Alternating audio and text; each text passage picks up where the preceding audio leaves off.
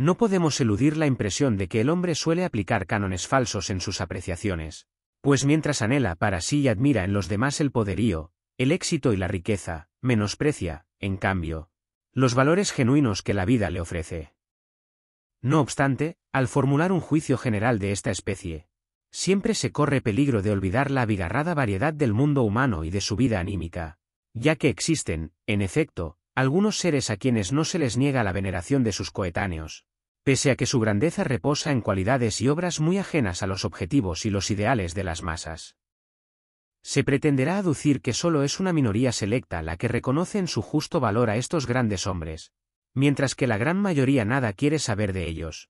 Pero las discrepancias entre las ideas y las acciones de los hombres son tan amplias y sus deseos tan dispares que dichas reacciones seguramente no son tan simples. Uno de estos hombres excepcionales se declara en sus cartas amigo mío. Habiéndole enviado yo mi pequeño trabajo que trata de la religión como una ilusión, me respondió que compartía sin reserva mi juicio sobre la religión, pero lamentaba que yo no hubiera concedido su justo valor a la fuente última de la religiosidad. Esta residiría, según su criterio, en un sentimiento particular que jamás habría dejado de percibir, que muchas personas le habrían confirmado y cuya existencia podría suponer en millones de seres humanos.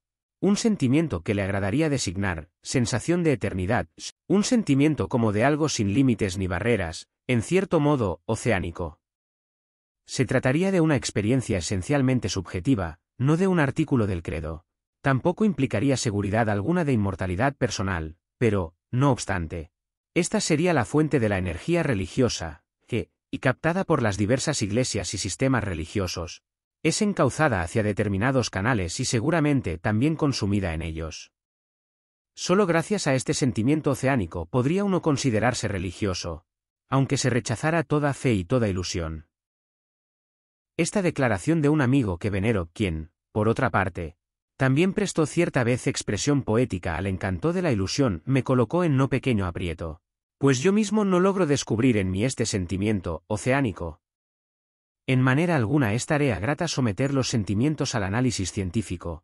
Es cierto que se puede intentar la descripción de sus manifestaciones fisiológicas, pero cuando esto no es posible, y me temo que también el sentimiento oceánico se sustraerá a semejante caracterización, no queda sino atenerse al contenido ideacional que más fácilmente se asocie con dicho sentimiento.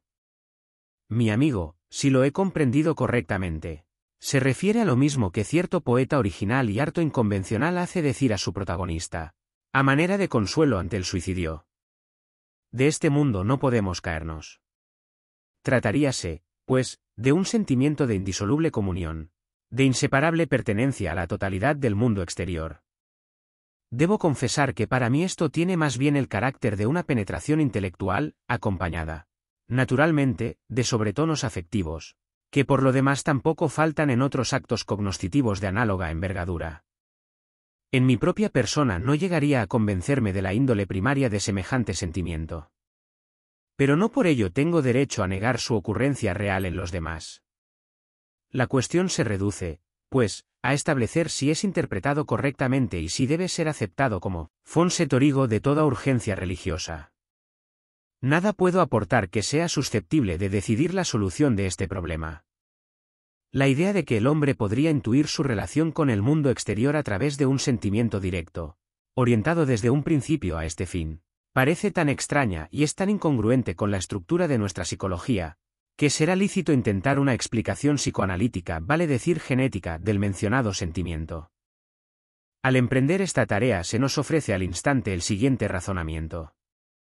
En condiciones normales nada nos parece tan seguro y establecido como la sensación de nuestra mismidad, de nuestro propio yo. Este yo se nos presenta como algo independiente unitario, bien demarcado frente a todo lo demás. Solo la investigación psicoanalítica, que por otra parte, aún tiene mucho que decirnos sobre la relación entre el yo y el ello, nos ha enseñado que esa apariencia es engañosa, que, por el contrario, el yo se continúa hacia adentro, sin límites precisos, con una entidad psíquica inconsciente que denominamos ello y a la cual viene a servir como de fachada. Pero, por lo menos hacia el exterior, el yo parece mantener sus límites claros y precisos. Solo los pierde en un estado que, si bien extraordinario, no puede ser tachado de patológico, En la culminación del enamoramiento amenaza esfumarse el límite entre el yo y el objeto. Contra todos los testimonios de sus sentidos, el enamorado afirma que yo y tú son uno. Y está dispuesto a comportarse como si realmente fuese así. Desde luego, lo que puede ser anulado transitoriamente por una función fisiológica, también podrá ser trastornado por procesos patológicos. La patología nos presenta gran número de estados en los que se torna incierta la demarcación del yo frente al mundo exterior, o donde los límites llegan a ser confundidos, casos en que partes del propio cuerpo, hasta componentes del propio psiquismo, percepciones, pensamientos, sentimientos, aparecen como si fueran extraños y no pertenecieran al yo, otros, en los cuales se atribuye al mundo exterior lo que a todas luces procede del yo y debería ser reconocido por éste. De modo que también el sentimiento yoico está sujeto a trastornos. Y los límites del yo con el mundo exterior no son inmutables. Prosiguiendo nuestra reflexión hemos de decirnos que este sentido yoico del adulto no puede haber sido el mismo desde el principio, sino que debe haber sufrido una evolución, imposible de demostrar, naturalmente, pero susceptible de ser reconstruida con cierto grado de probabilidad. El lactante aún no discierne su yo de un mundo exterior, como fuente de las sensaciones que le llegan. Gradualmente lo aprende por influencia de diversos estímulos. Sin duda, ha de causarle la más profunda impresión el hecho de que algunas de las fuentes de excitación, que más tarde reconocerá como los órganos de su cuerpo, sean susceptibles de provocarle sensaciones en cualquier momento, mientras que otras se le sustraen temporalmente. Entre estas, la que más anhela, el seno materno, logrando solo atraérselas al expresar su urgencia en el llanto. Con ello comienza por oponérsele al yo un objeto, en forma de algo que se encuentra afuera, y para cuya aparición es menester una acción particular. Un segundo estímulo para que el yo se desprenda de la masa sensorial, esto es, para la aceptación de un afuera, de un mundo exterior, lo dan las frecuentes, múltiples e inevitables sensaciones de dolor y displacer que el aún omnipotente principio del placer induce a abolir y a evitar. Surge así la tendencia a disociar del yo cuanto pueda convertirse en fuente de displacer, a expulsarlo de sí, a formar un yo puramente hedónico, un yo placiente, enfrentado con un no yo, con un afuera, ajeno y amenazante. Los límites de este primitivo yo placiente no pueden escapar a reajustes ulteriores impuestos por la experiencia. Gran parte de lo que no se quisiera abandonar por su carácter placentero no pertenece, sin embargo, al yo, sino a los objetos, recíprocamente. Muchos sufrimientos de los que uno pretende desembarazarse resultan ser inseparables del yo, de procedencia interna. Con todo, el hombre aprende a dominar un procedimiento que, mediante la orientación intencionada de los sentidos y la actividad muscular adecuada, le permite discernir lo interior, perteneciente al yo, de lo exterior, originado por el mundo, dando así el primer paso hacia la entronización del principio de realidad, principio que habrá de dominar toda la evolución ulterior. Naturalmente, esa capacidad adquirida de discernimiento sirve al propósito práctico de eludir las sensaciones displacenteras, percibidas o amenazantes. La circunstancia de que el yo, al defenderse contra ciertos estímulos displacientes emanados de su interior, aplique los mismos métodos que le sirven contra el displacer de origen externo, habrá de convertirse en origen de importantes trastornos patológicos. De esta manera, pues, el yo se desliga del mundo exterior, aunque más correcto sería decir, originalmente el yo lo incluye todo, luego, desprende de sí un mundo exterior. Nuestro actual sentido yoico no es, por consiguiente, más que el residuo atrofiado de un sentimiento más amplio, aún de envergadura universal, que correspondía a una comunión más íntima entre el yo y el mundo circundante. Si cabe aceptar que este sentido yoico primario subsiste en mayor o menor grado, en la vida anímica de muchos seres humanos, debe considerársele como una especie de contraposición del sentimiento yoico del adulto, cuyos límites son más precisos y restringidos. De esta suerte, los contenidos ideativos que le corresponden serían precisamente los de infinitud y de comunión con el todo, los mismos que mi amigo emplea para ejemplificar el sentimiento oceánico. Pero, ¿acaso tenemos el derecho de admitir esta supervivencia de lo primitivo junto a lo ulterior que de él se ha desarrollado? Vida anímica de muchos seres humanos. Debe considerársele como una especie de contraposición del sentimiento yoico del adulto, cuyos límites son más precisos y restringidos. De esta suerte, Los contenidos ideativos que le corresponden serían precisamente los de infinitud y de comunión con el todo, los mismos que mi amigo emplea para ejemplificar el sentimiento oceánico. Pero, ¿acaso tenemos el derecho de admitir esta supervivencia de lo primitivo junto a lo ulterior que de él se ha desarrollado? Sin duda alguna, pues los fenómenos de esta índole nada tienen de extraño, ni en la esfera psíquica ni en otra cualquiera. Así, en lo que se refiere a la serie zoológica, sustentamos la hipótesis de que las especies más evolucionadas han surgido de las inferiores, pero aún hoy hallamos, entre las vivientes, todas las formas simples de la vida. Los grandes saurios se han extinguido, cediendo el lugar a los mamíferos, pero aún vive con nosotros un representante genuino de ese orden, el cocodrilo. Esta analogía puede parecer demasiado remota, y, por otra parte, adolece de que las especies inferiores sobrevivientes no suelen ser las verdaderas antecesoras de las actuales, más evolucionadas. Por regla general, han desaparecido los eslabones intermedios que solo conocemos a través de su reconstrucción. En cambio, en el terreno psíquico la conservación de lo primitivo junto a lo evolucionado a que dio origen es tan frecuente, que sería ocioso demostrarla mediante ejemplos. Este fenómeno obedece casi siempre a una bifurcación del curso evolutivo. Una parte cuantitativa de determinada actitud o de una tendencia instintiva se ha sustraído a toda modificación, mientras que el resto siguió la vía del desarrollo progresivo. Tocamos aquí el problema general de la conservación en lo psíquico, problema apenas elaborado hasta ahora, pero tan seductor e importante que podemos concederle nuestra atención por un momento, pese a que la oportunidad no parezca muy justificada. Habiendo superado la concepción errónea de que el olvido, tan corriente para nosotros, significa la destrucción o aniquilación del resto mnemónico, nos inclinamos a la concepción contraria de que en la vida psíquica nada de lo una vez formado puede desaparecer jamás. Todo se conserva de alguna manera y puede volver a surgir en circunstancias favorables, como, por ejemplo, mediante una regresión de suficiente profundidad. Tratemos de representarnos lo que esta hipótesis significa mediante una comparación que nos llevará a otro terreno. Tomemos como ejemplo la evolución de la ciudad eterna. Los historiadores nos enseñan que el más antiguo recinto urbano fue la Roma Quadrata, una población empalizada en el Monte Palatino. A esta primera fase siguió la del Septimontium, fusión de las poblaciones situadas en las distintas colinas. Más tarde apareció la ciudad cercada por el muro de Servio Tulio, y aún más recientemente, luego de todas las transformaciones de la República y del Primer Imperio, el recinto que el emperador Aureliano rodeó con sus murallas. No hemos de perseguir más lejos las modificaciones que sufrió la ciudad, preguntándonos, en cambio, ¿qué restos de esas fases pasadas hallará aún en la Roma actual un turista al cual suponemos dotado de los más completos conocimientos históricos y topográficos? Verá el muro aureliano casi intacto, salvo algunas brechas. En ciertos lugares podrá hallar trozos del muro serviano, puestos al descubierto por las excavaciones. Provisto de conocimientos suficientes, superiores a los de la arqueología moderna, quizá podría trazar en el cuadro urbano actual todo el curso de este muro y el contorno de la Roma Quadrata, pero de las construcciones que otrora colmaron ese antiguo recinto no encontrará nada o tan solo escasos restos, pues aquellas han desaparecido.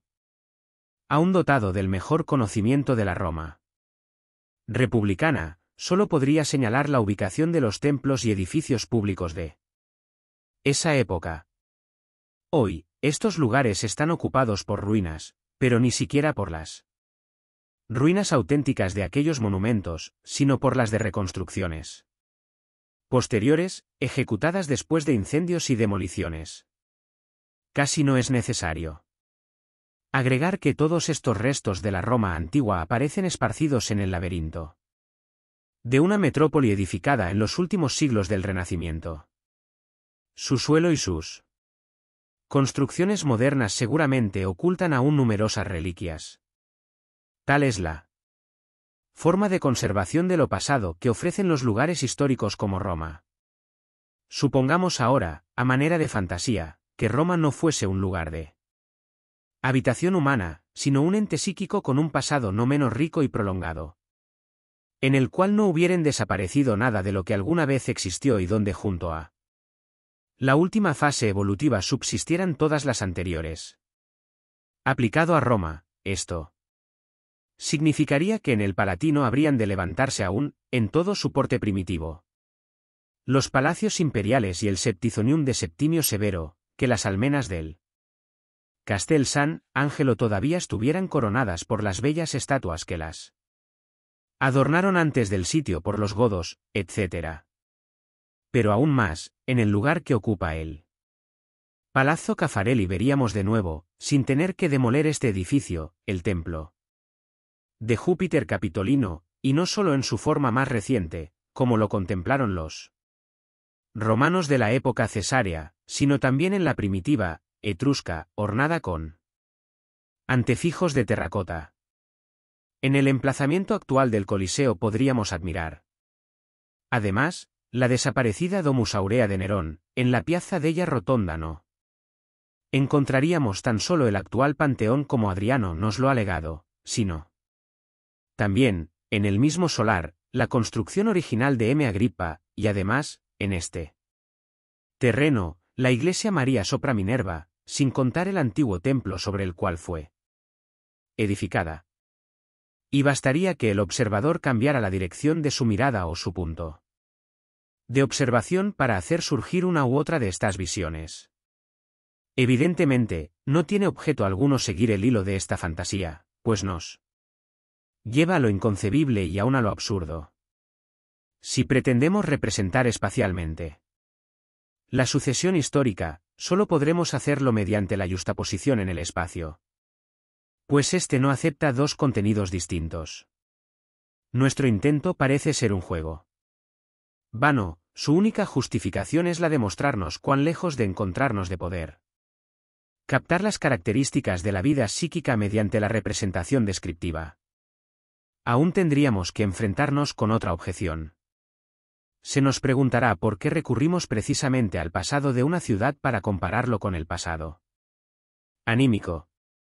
La hipótesis de la conservación total de lo pretérito está supeditada, también, en la vida psíquica, a la condición de que el órgano del psiquismo haya quedado intacto, de que sus tejidos no hayan sufrido por traumatismo o inflamación. Pero las influencias destructivas comparables a estos factores patológicos no faltan en la historia de ninguna ciudad, aunque su pasado sea menos agitado que el de Roma. Aunque, como Londres, jamás haya sido asolada por un enemigo. Aún la más apacible evolución de una ciudad incluye demoliciones y reconstrucciones que en principio la tornan inadecuada para semejante comparación con un organismo psíquico. Nos rendimos ante este argumento y, renunciando a un ilustrativo efecto de contraste, recurrimos a un símil que, en todo caso, es más afín a lo psíquico, el organismo animal o el humano. Pero también aquí tropezamos con idéntica dificultad. Las fases precedentes de la evolución no subsisten en forma alguna, sino que se agotan en las ulteriores, cuyo material han suministrado.